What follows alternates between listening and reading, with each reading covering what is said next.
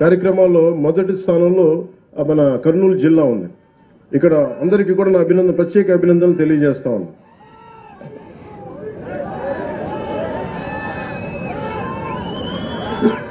మీరు మారరే. నేను పల్లె పండగ, పంచాయతీరాజ్, సీసీ రోడ్లు, దేశం బాగుండాలంటే మీరు ఓజీ సరే కానివ్వండి, నేను ఏం చేస్తాను. మీ శక్తి ముందు శబరి గారికి కూడా చెప్తున్నా, బైరెడ్డి శబరి గారికి కూడా నాకు కూడా వీళ్ళ శక్తి ముందు నా శక్తి కూడా సరిపోదమ్మా.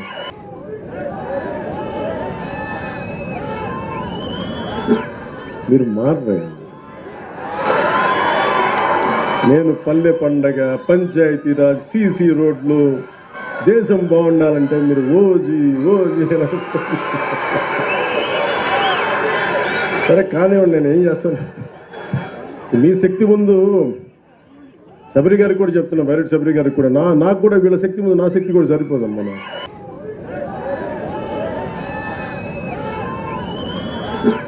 మీరు మారరే. నేను పల్లె పండగ, పంచాయతీరాజ్, సీసీ రోడ్లు, దేశం బాగుండాలంటే మీరు ఓజీ సరే కానివ్వండి, నేను ఏం చేస్తాను. మీ శక్తి ముందు శబరి గారికి కూడా చెప్తున్నా, బైరెడ్డి శబరి గారికి కూడా నాకు కూడా వీళ్ళ శక్తి ముందు నా శక్తి కూడా సరిపోదమ్మా. వీళ్ళు గొడవ పెట్టుకున్నా నేను కూడా ఆగలేను. అందుకని వీళ్ళకి నమస్కారాలు తెలియజేయడం తప్ప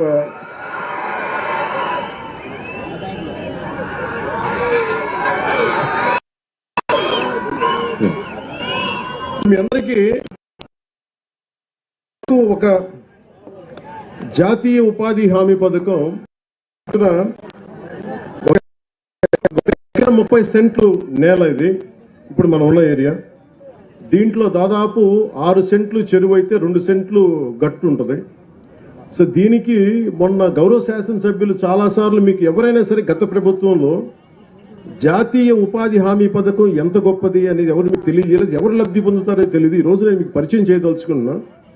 ఎవరైతే ఈ రైతు ఎవరో రాజన్న గారు ఉన్నారు వారిని, అలాగే ఈ ఎవరైతే మనకి ఈ ఉపాధి హామీ ఈ పథకం కూలీ పథకం కింద ఎవరైతే వస్తున్నారో వాళ్ళని వేదిక పైన మీకు పరిచయం చేయదలుచుకున్నాను. ఎందుకంటే వాళ్ళ కోసం చేస్తున్నాం. ఇదేదో మేము అబ్స్ట్రాక్ట్గా ఒక అర్థం కాని ఒక అగమ్య గోచరమైనది కాకుండా మీకు నిజమైన మనుషులు ఎంత గొప్పది కార్యక్రమం, వాళ్ళు ఎంతమంది లబ్ధి పొందుతారు.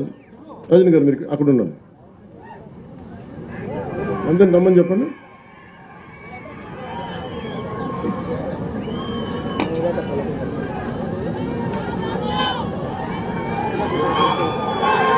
పేర్లు ఎక్కడ ఉన్నాయి?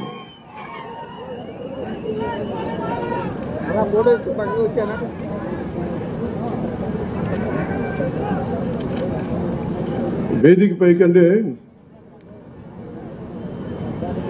వీరు సుర రాజన్న గారు. ఈ భూ విస్తీర్ణం ఎకరం 30 సెంట్లు, పుడిచెట్ల గ్రామానికి సంబంధించి. అలాగే జాతీయ ఉపాధి హామీ పథకం వేతనదారులు శివశంకర్ గారు, లక్ష్మి గారు, రేణుక గారు, విజయుడు, చిన్నమ్మ, రేణుకమ్మ, నాగలక్ష్మమ్మ, అబ్దుల్ రహీం, లక్ష్మీ మేరీ, సుర శివశంకర్ వారి అబ్బాయి.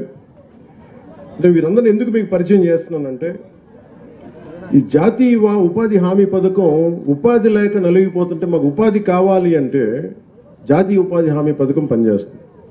ఇప్పుడు దాకా మీకు ఎంతమంది వివరించారో నాకు తెలియదు, కానీ నేను మీకు వివరిస్తున్నాను. ఎవరైనా సరే నాకు ఉపాధి లేదు, బతుకు ఆధారం లేదు అని కలెక్టర్ గారికి కానీ చెప్పుకుంటే మనకి కనీసం బతకడానికి వచ్చే డబ్బు ఈ ఉపాధి హామీ పథకం ద్వారా వస్తుంది. ఇది ఎవరైనా కావచ్చు. దీనికి ఒకటే క్రైటీరియా, దీనికి కష్టపడి పనిచేయాలి.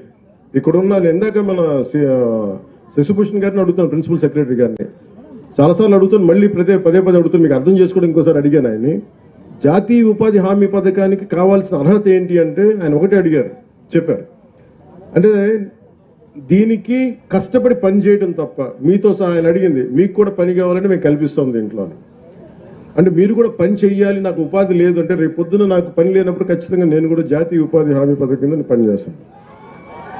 అంటే నాకు శ్రమశక్తి మీద అంటే బండరాళ్ళు కొట్టకపోతే మనుషులు శ్రమ వాళ్ళ కండలు కరిగించి శ్రమ చేయకపోతే ఈరోజు సీసీ రోడ్లు కావచ్చు, లేదంటే గొప్ప గొప్ప నిర్మాణాలు కావచ్చు, తాజ్మహల్ నిర్మాణానికి రాళ్ళెత్తిన కూలీలు ఎవరైనా శ్రీశ్రీ గారు చెప్పినట్టుగా మన ఫామ్ పాండ్స్ కానీ జాతీయ ఉపాధి హామీ పథకానికి కావచ్చు, మనకి రోడ్లు కావచ్చు, ఈరోజు 100% రోడ్లు వేసామంటే ఈ రోజున కొద్దిమందే కనిపిస్తున్నారు కదా. ఇలాంటి లక్షలాది మంది వారి శ్రమ ఈ రోజున వారి కడుపు నింపుకోవడానికి పనిచేశారు, కానీ వాళ్ళ కడుపు నింపుకోవడంలో మనకు రోడ్లు వేశారు. వాళ్ళ శ్రమ దానం చేసి ఈ రోజున మనకి సౌకర్యవంతమైన రోడ్లు ఇచ్చారంటే ముందు వారికి మనస్ఫూర్తిగా మీరు 2 చేతులెత్తి మీరు ఆ చప్పట్లు కొట్టాను.